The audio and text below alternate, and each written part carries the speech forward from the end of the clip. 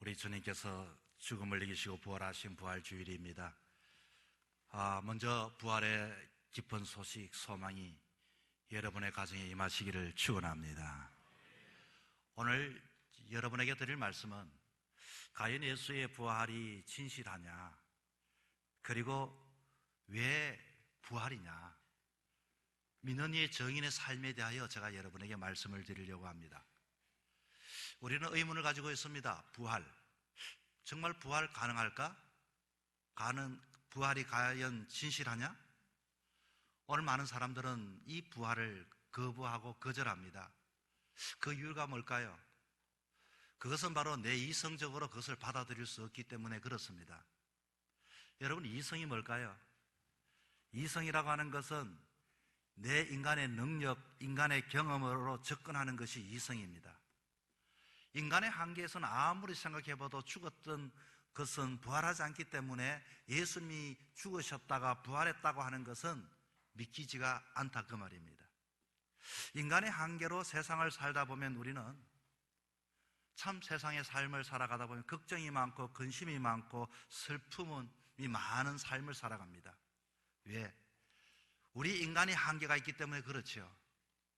그러나 여러분, 나의 능력으로 감당 못하고 내가 이겨낼 수 없는 문제, 그러면 우리는 해결할 수 없을까요? 사람들은 이런 문제 앞에 다 절망합니다. 그리고 어떤 이는 죽음을 택하기도 하죠, 스스로. 그러나 여러분, 신앙이 뭘까요? 부활의 신앙이 뭘까요? 이 부활의 소망은 판사가 파산 선고를 내렸건, 의사가 사망 선고를 내렸건, 친구가 절교의 선언을 했건, 어떤 상황 속에서도 우리는 예수님을 믿는 자는 절망하지 않는 것은 우리에게 전지전능하신 하나님이 계시기 때문인 것입니다.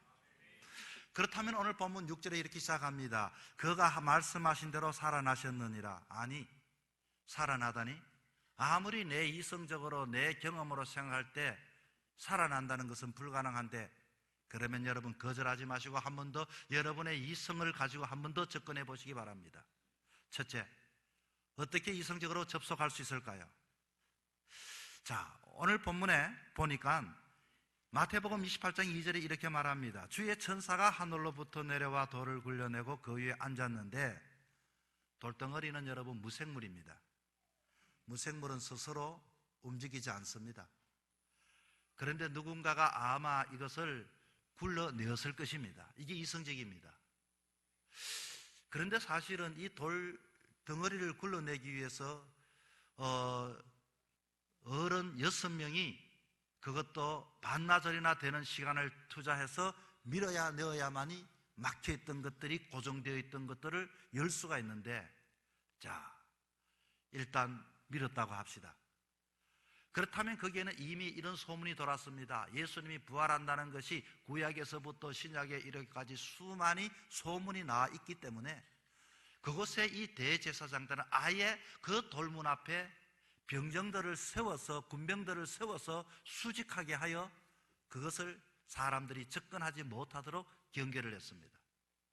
우리가 사건이 나면 그 사건을 보존하기 위해서 폴리스 라인을 이와 같이 선을 긋고 거기에 경찰들이 거기서 지키고 있습니다. 그리고 증거 수집을 하지 않습니까? 자, 누군가가 그것을 굴렸다고 합시다. 그러면 거기에 세워진 사람은 누굴까요? 아무도 없습니다. 세워져 있음에도 불구하고 이것이 열려졌다면 아마 지진일 것입니다. 자연의 현상일 것입니다. 여러분, 지진으로서 그것이 굴러서 그것이 열려지는 것, 아마 여러분은 그것은 이해하실 것입니다. 분명히 거기서는 지키는 사람이 있었기 때문에 사람은 접근할 수가 없었을 것이고, 분명히 자연 현상이 일었다면 무언가 이와 같이 그것이 돌문이 열렸다는 것입니다. 두 번째, 우리가 한번 또 이성적으로 한번 생각해 보아야 할 것은, 마태복음 28장 5절에 봤더니 천사가 여자에게 말하여 이르되 너희는 무서워하지 말라. 십자가에 못 박히신 예수를 너희가 찾는 줄을 내가 아노라. 여자들에게 했습니다. 여러분, 다시 말하면 이와 같은 소리를 들은 것은 한 사람이 들은 것이 아니라 복수가 들었습니다. 여자들이 들었습니다. 성경에는 두 사람이 되어지면은 정인이 된다라고 이야기를 했습니다. 한 사람이 자기가 신비로운 체험을 하고 이야기한 것은 믿지를 못하지만 거기에 있는 예수님이 계신 곳에 향품을 가지고 찾아갔던 여인들이 함께 똑같은 현상을 보고 들었다, 그 말인 것입니다. 이후에 예수님이 부활하신 것은 이 여자뿐만 아니라 성경에 봤더니 12제자도 예수님을 죽은 이후에 부활하신 주님을 만났고, 그리고 예루살렘에 있는 지도자들 500명이 만나고 성천하는 것을 위로 쳐다보았다고 했습니다. 그리고 역사적 사실입니다. 마태복음 28장 6절에 그가 여기 계시지 아니하고 그가 말씀하신 대로 살아났다. 여러분, 이것이 거짓말이라면은 대제사장과 장로들의 말대로 제 아들의 시체를 훔쳐갔다고 이것을 아예 거짓말로 소문을 내었습니다. 여러분, 워터게이트 사건을 아시는지 모르겠습니다만 1972년부터 1975년에 미국의 닉슨 행정부가 베트남전에 대한 반대 의사를 표명했던 이 야당을 제지하는 과정에서 이들에게 도청 사건이 있습니다. 닉슨 대통령이 미 하의원 사법부에서 탄핵안이 가결되고 4일 만에 대통령직을 사퇴할 수밖에 없었습니다. 왜냐하면 의원들을 도청했기 때문에. 이것은 뭘 말합니까? 당시에 닉슨의 핵심 참모 찰스 콜스는 무슨 이야기를 했는가 하니, 당시 세상에서 가장 큰 권력을 가졌던 우리도 거짓말을 3주 이상 지켜내지를 못했다고 했습니다. 그렇게 큰 권력을 가진 사람도 거짓말을 했는데 3주 이상 지켜내지 못했다. 그렇다면 모든 증거들을 통해 내린 결론이 무엇입니까? 오늘도 2000년에 걸려서 이것이 거짓말이라면 모두가 모든 사람들에게 다 들통이 나고 기독교는 소멸했을 텐데, 오늘도 기독교는 부활하신 주님은 우리들의 마음속에 역사하여 증거되어지는 것입니다. 여러분, 예수님은 부활하셨습니다. 우리 기독교는 죽은 신을 믿는 종교가 아닙니다. 영원히 살아서 역사하시는 하나님을 믿는 생명의 종교요, 부활의 종교가 기독교인 것입니다. 그렇다면 여러분, 어떻게 이것을 우리가 받아들여야 할까요? 우리가 이런 이성적으로 우리가 가진 최고의 이성의 안테나를 세워서 이것을 받아들인다면은 이것은 우리에게 무슨 부활은 의미가 있냐, 그 말입니다. 예수님이 부활하시고 우리와 상관이 없는 것이 아니라 이것은 엄청난 의미가 여기에 담겨져 있습니다. 예수 부활은 그리스도이심을 우리에게 확증해 주는 것이기 때문입니다. 이게 무슨 말씀인고 하니, 이 구약에서부터 이스라엘 백성들은 메시아를 기다리고 사모했습니다. 여러분, 생각해 보십시오. 과거에 한국에서 자기가 구세주라고 말했던 사람들이 이 수천 명이나 나왔습니다. 그런데 그들은 교주가 죽지 않는다고 말했습니다. 그런데 이들은 죽고 나서 부활을 하지를 못했습니다. 그리고서 이들 모든 종교는 그렇게 많이 이렇게 일어났지만 그 교주가 죽음으로써 다 모든 종교들은 그렇게 지지멸렬하게 흩어지고 그리고 사라져 버렸습니다. 여러분, 그러나 예수님은 부활하셨기 때문에 이 부활의 의미는 바로 예수님은 살아계신 하나님의 아들이심을 우리에게 증거하고 있는 것입니다. 예수님의 부활은 그야말로 예수님은 육신으로 이 땅에 오셨지만 하나님의 아들이시고 우리를 구원하여 주실 메시아심을 오늘도 우리에게 증거가 되는 것입니다. 또 한 가지입니다. 예수 부활은 나의 부활을 보증해 주기 때문입니다. 바울 사도가 예수님이 부활을 첫 열매라고 표현을 했네요. 고린도전서 15장 20절에 이렇게 말합니다. 그러나 이제 그리스도께서 죽은 자 가운데서 다시 살아나사 잠자는 자들의 첫 열매가 되셨도다. 첫 열매가 무슨 뜻입니까? 첫 열매가 열리면은 나무에서 뒤이어 많은 열매가 맺힌다는 사실입니다. 묘목을 사다가 심었습니다. 거름을 주고 물도 주었습니다. 그리고 몇 년이 지나 따뜻한 봄날에 꽃이 피었습니다. 꽃이 떨어지고 그 자리에 통통하게 살을 찌운 작은 열매가 맺히기 시작했습니다. 그 첫 열매를 보면서 기대하는 게 있습니다.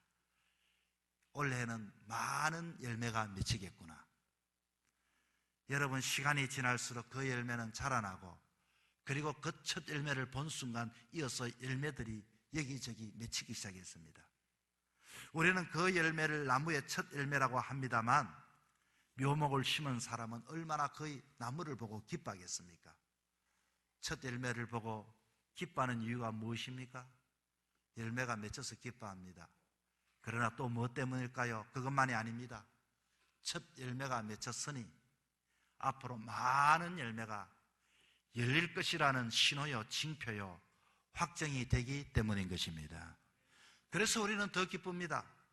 누구든지 우리는 죽지만은, 그러나 예수를 믿는 자들 우리에게도 놀라운 부활의 소망이 있고 영생이 있다는 것을 믿을 수 있기 때문인 것입니다. 여기에 이 첫 열매라고 하는 단어가 어느 영어 성경에는 보정이라고 하는 단어로 쓰여집니다. 그렇습니다. 예수님은 우리에게 보정이 되셨습니다. 누구든지 예수님을 믿는 자에게는 구원함을 받고 영생함을 얻을 수 있는 것을 이 부활절을 통하여 여러분 믿으시기 바랍니다. 그리고 예수 부활은 우리 인생에, 살아가는 인생에 절대 희망이 되어집니다. 인간의 삶 속에서 절망은 죽음이에요. 죽음은 절망입니다. 여러분, 죽으면 끝이 나죠? 살아있어야 뭐 어떻게 해보지 않겠습니까? 그래서 죽음이란 인간이 경험할 수 있는 가장 밑바닥의 상태가 죽음인데, 예수님의 부활하심으로 그 죽음을 극복하셨다는 것입니다. 여러분, 어느 한 집사님이 이런 고백을 했습니다. 삶이 너무 힘들어 죽을 각오를 했다는 겁니다. 옥상에 올라가 보니 땅바닥이 너무 가깝게 보였습니다. 이제 한 바닥만, 한 걸음만 내딛으면 모든 것이 다 끝날 것 같더라는 것입니다. 인간의 한계 속에서 자기에게 찾아왔던 불행, 걱정, 근심, 염려, 어두움, 한 발짝만, 이제는 그것을 안고 가기에는 너무나도 힘들고 지쳐 있어서 옥상에 올라가 한 발짝만 내디디려고 했습니다. 자, 한 발을 내디려고 하는 순간 어디서인가 붉은 십자가가 갑자기 눈앞에 다가오더니 그 마음속에 이와 같이 뜨겁게 내리쬐더라는 것입니다. 옛날에는 옥상에 여러 번 올라갔지만 그 수많은 십자가가 보이지 않았는데, 그러나 죽으려고 하는 그 순간 십자가가 가까이 자기를 향하여 다가오는 것을 느끼고서, 그렇구나, 주님이 나의 죽음을 막으시는구나, 주님이 나를 사랑하시는구나, 내가 모든 것이 죽어서 끝날 일이 아니구나, 주님은 이 속에서도 소망을 주시는구나, 그 순간 눈물이 확 쏟아졌다고 합니다. 그는 십자가를 붙들고 절망을 이기는 사람이 되었습니다. 죽음을 이기고 부활하신 주님 믿는 그리스도인은 절망할 자유가 없습니다. 여러분, 힘들고 어려울 때마다 주님 십자가 바라보며 십자가를 붙잡고 삶을 살아가다 보면 나에게도 부활의 은혜가 있고 역사가 있음을 믿으시기 바랍니다. 자, 그렇다면은 이제 부활을 체험한 사람은 이 땅에 어떻게 살아가야 할까요? 정인의 삶을 살아가야 합니다. 오늘 본문에 예수님의 부활을 목격한 여인들의 모습을 8절에 이렇게 적고 있네요. 그 여자들이 무서움과 큰 기쁨으로 빨리 무덤을 떠나 제자들에게 알리려고 다름질할세. 너무나도 그 부활의 소식이 인간으로는 이해할 수 없었지만은 너무나도 신비로운 경험을 하고 뜨거운 가슴을 앓고 두근거리는 가슴을 안고 빨리 이 사실을 제자들에게 전해주기 위하여 달려가는 여인들의 모습을 여러분 상상해 보십시오. 예수님을 경험하고 체험한 사람은, 앉아있는 사람은 일어나게 되고 걷는 사람은 뛰어가게 되는 것입니다. 예수님이 사셨습니다. 예수님이 나를 사랑하십니다. 예수님이 지금도 역사하십니다. 이 소식 전해주고 싶어서 말입니다. 1994년 중국의 산업연수생들이 대구 염색공단 제3공단에 월급 16만 원을 받고 처음으로 대한민국 대구에 왔습니다. 그곳에서 동산 양말에 다닌 기숙사에서 합숙훈련을 받던 산업유수자들에게 저는 그들을 향하여 다가갔습니다. 그리고 예수님을 전도를 했습니다. 이들은 전도를 했지만 그것은 귀에 들어오지 아니하고 그냥 교회 차를 내어서 참여하는 것으로 이렇게 교회 생활을 시작했습니다. 한 주, 두 주, 이 이국만리에서 생활이 대구 염색공단이 부도가 나고서부터 이들은 갈 곳이 없어졌습니다. 교회 성도들은 적극적으로 나서서 돕기 시작했습니다. 저들에게 기도해 주기 시작했습니다. 이들은 낯선 타국에서 이런 뜨거운 사랑이 예수의 사랑이라는 것을 그때서야 깨닫게 되었습니다. 이들은 세례를 받을 때 흐르는 눈물을 감추지 못하고 그렇게 뜨겁게 세례를 받았습니다. 그리고 10년의 세월이 흘렀습니다. 누군가가 저에게 중국에 가자고 해서 함께 더불어 중국의 그 자리를 찾아갔습니다. 그 자리, 중국 칭다오 찌모루라고 하는 그곳에 동네 마을 200호, 300호 사는 그곳에 사람들이 모여 있었습니다.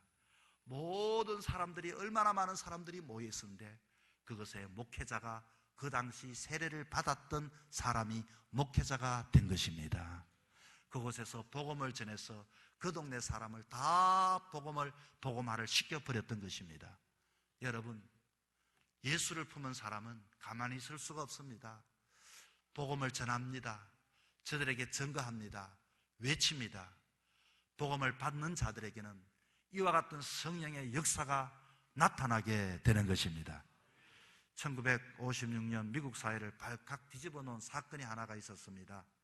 기독교 명문대 휘튼 대학교에 수석으로 졸업했던 짐 엘리엇 외 5명이 남미의 에콰도르 아우카 부족에게 날아가서 복음을 전하기로 했습니다. 비행기가 내리자마자 이들은 창에 찔려 식인종에게 죽었습니다. 마땅히 자기가 보호할 수 있는 총이 있었지만 총을 쏘지 않았습니다. 대대적인 수색을 벌여서 그 시신을 수습하고서 언론에서는 이렇게 말합니다. 이 무슨 낭비인가? 전도 유망한 청년들이 너무나도 허망한 죽음을 당했던 모습을 보고서 그렇게 신문은 전했습니다. 그러나 이야기는 여기서 끝이 나지 않습니다. 저들의 아내들이 아우카 부족들에게 들어가서 가기로 결정하고 그들을 정성껏 부족들을 섬기기 시작했습니다. 아우카 부족들은 한 사람, 두 사람, 이들의 헌신을 보면서 감동을 받게 되었고 예수님을 영접하게 되었고, 그리고 이곳에서 목회자가 나타나고 선교사가 나타나고 온 부족들이 예수님을 믿게 되었습니다. 그리고서 본국에 돌아가는 여인들을 향하여 묻습니다. 당신들은 무엇 때문에 우리에게 너무나도 소중한 이 복음을 전해 주었습니까? 그렇게 물었을 때 그 엘리엇의 부인 엘리자벳이 대답합니다. 우리 남편이 여러분들에게 해주고 싶었던 말이 있습니다. 예수님은 여러분을 사랑하십니다. 예수님은 여러분을 사랑하십니다. 예수님의 사랑이 있는 자에게 육신의 삶뿐만 아니라 영생의 삶을 얻을 수 있기 때문인 것입니다. 엘리엇을 덤으로 찔렀던 그 아우카 부족들이 눈물을 흘렸습니다. 그리고 이후에 엘리자벳은 그 당시에 이 무슨 낭비인가라고 썼던 그 기자에게 남편이 휘튼 대학에 다닐 때 썼던 일기장을 보여주었습니다. 일기장에는 이렇게 써 있었습니다. 영원한 것을 위해서 영원하지 못한 것을 버리는 사람을 누가 어리석다고 말할 수가 있을까? 영원한 삶이 어떤 삶일까요? 예수 구원, 예수 생명, 예수 부활. 사랑하는 여러분, 예수의 부활을 참으로 믿는다면, 예수님이 내 안에 살아계신다면 우리는 가만히 있을 수가 없습니다. 이 놀라운 소식을 빨리 다름질하여 전할 수 있는 여러분 되기를 바랍니다. 부활 거절하지 마시고, 주님, 그 부활이 나의 부활이 되기 원합니다. 주님, 그 부활하신 예수님이 나의 메시아이심을 내가 고백합니다. 주님, 그 부활의 능력이 나에게도 임하셔서 절망하는 인생 속에 예수님이 나의 소망이 되심을 믿습니다. 이제 나도 예수를 내가 품게 되어사오니 예수 생명 전하는 하나님의 자녀 되게 하여 주시옵소서. 그런 삶을 살아가는 저와 여러분 되기를 주의 이름으로 축원합니다.